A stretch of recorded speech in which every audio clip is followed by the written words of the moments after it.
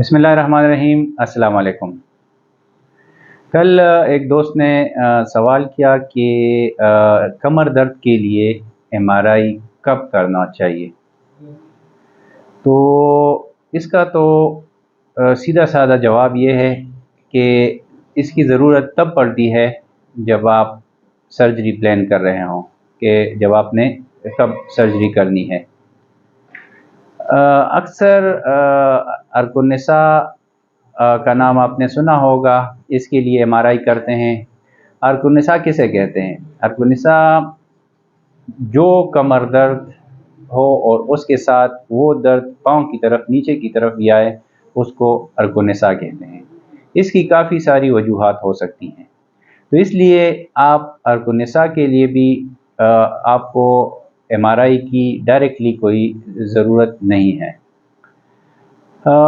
इसकी मिसाल मैं ऐसे आपको दूंगा कि अगर आप कहीं पे 100 लोगों को जमा कर लें, उनको कोई तकलीफ़ ना हो, और उन 100 लोगों की कमर की एमआरआई करवा लें, तो उनमें 70 लोगों के एमआरआई में फ़र्क होगा।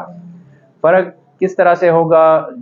किसी में मोहरों का कोई फ़र्क होगा, आगे पीछे होंगे, जिसको हम लिस्थीसिस कहते हैं, या कुछ लोगों का डिस्क बल्ज होगा, किसी का नर्व कंप्रेशन होगा, किसी का डिस्क जो प्रोलैप्स है वो होगा, किसी में डिस्क हाइड्रेशन होगी, कई लोगों में डीजेनरेटिव चेंजेस होंगी।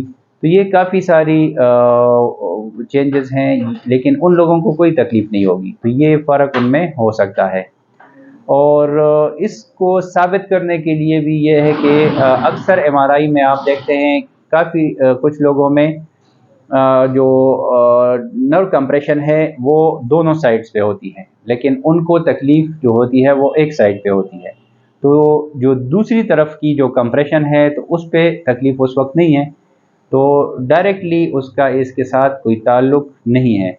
इसलिए एमआरआई आप तब करवाते हैं जब आपने लेवल देखना है कि किस लेवल पे नर्व कंप्रेशन है, मैं सर्जरी प्लान कर रहा हूँ, और तब जब कंजर्वेटिव ट्रीटमेंट या दवाइयों और इलाज और फिजियोथेरेपी से कोई फ़र्क ना पड़े, तब फिर सर्जरी कराते हैं। और उस सर्जरी से पहले एमआरआई करवाना चाहिए कि किस लेवल पे प्रॉब्लम है।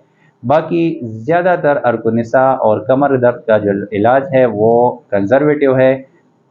ज़्यादा से ज़्यादा अगर कभी ज़रूरत पड़े तो उसके लिए प्लेन एक्सरे जो है वो भी काफ़ी है। तो ये कुछ एक दोस्त ने पूछा था, तो उसके जवाब के लिए कि एमआरआई कब करवाना चाहिए। उम्मीद है आप लोगों को इसकी समझ आई होगी। शुक्रिया।